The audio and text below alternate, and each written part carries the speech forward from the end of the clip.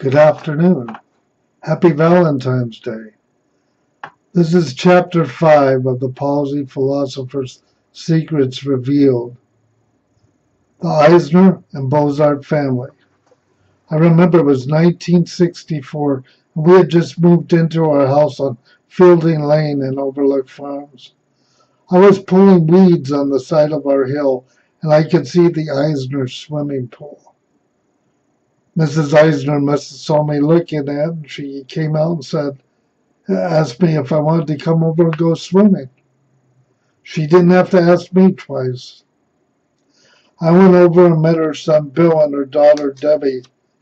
Bill was the same grade as I was, and he was 2 years younger, and Debbie was my age, but she was 2 years ahead of me in school. I met Mr. Eisner later.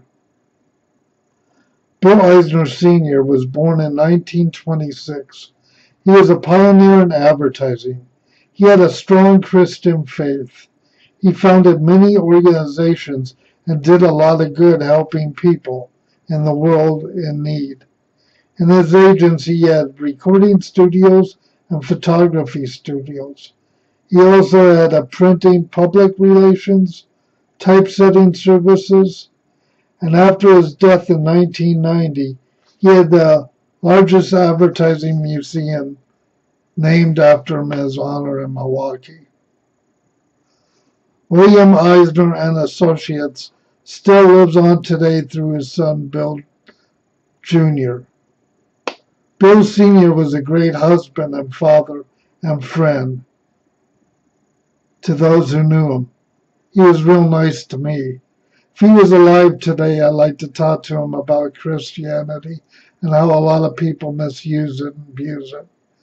But he never forced it on me, and he was always nice, and I've always respected his faith and his beliefs because he lived up to it, and he founded so many organizations, and he truly did help a lot of people.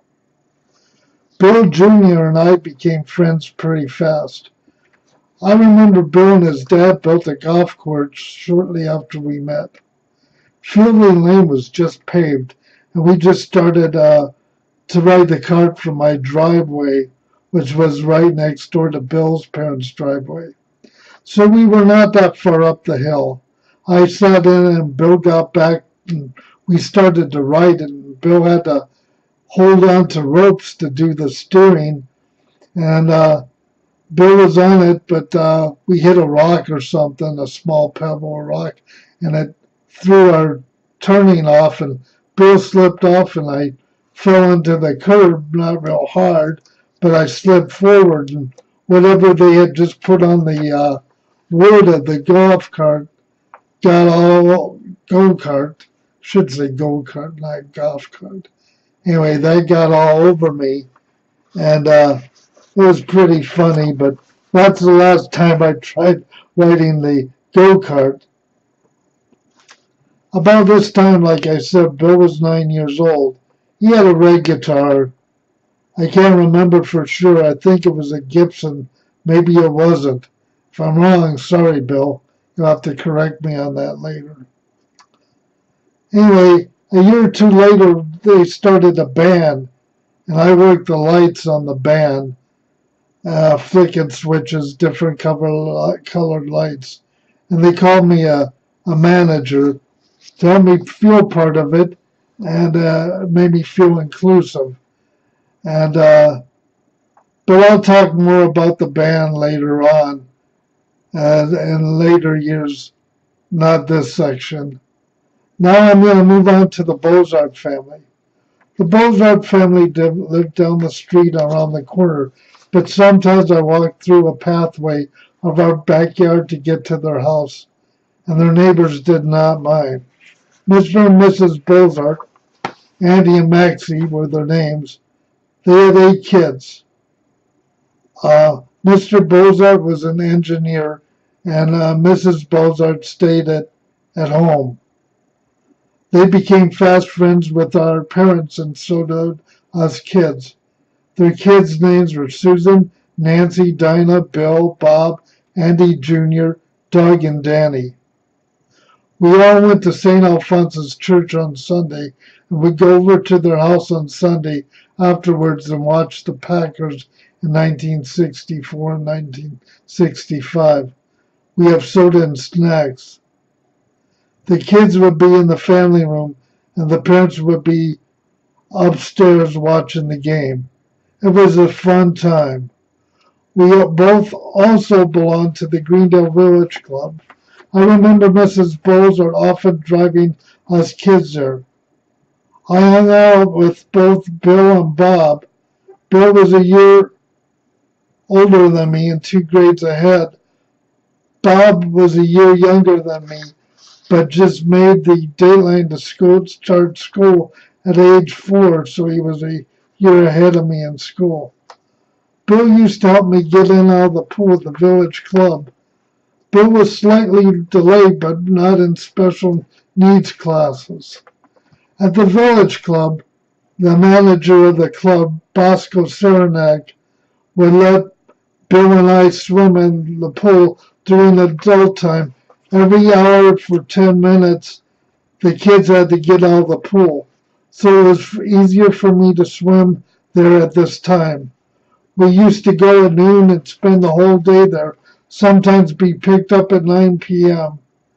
They had an Olympic swimming pool that was used for swim meets and a high and low diving board for diving competitions. They also had several tennis courts. There was a snack bar there. If my mom gave me 50 cents, I could have a soda, dreamsicle, or something else to eat. Living large at the pool. Anyway, my brother Jim was dating one of the Boszhardts' daughters, Nancy. Brother Mark and his best friend were friends with Jim, who was dating Dinah, so they saw Dinah a lot. Brother Rick and Bill knew Doug. I knew all of them. Some.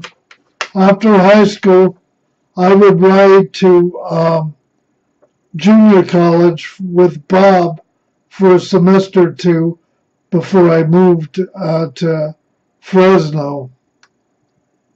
Mr. Boszhardt was big with the Boy Scouts, and he wanted all his sons to be part of it, and he was quite active in that, and his kids were with him.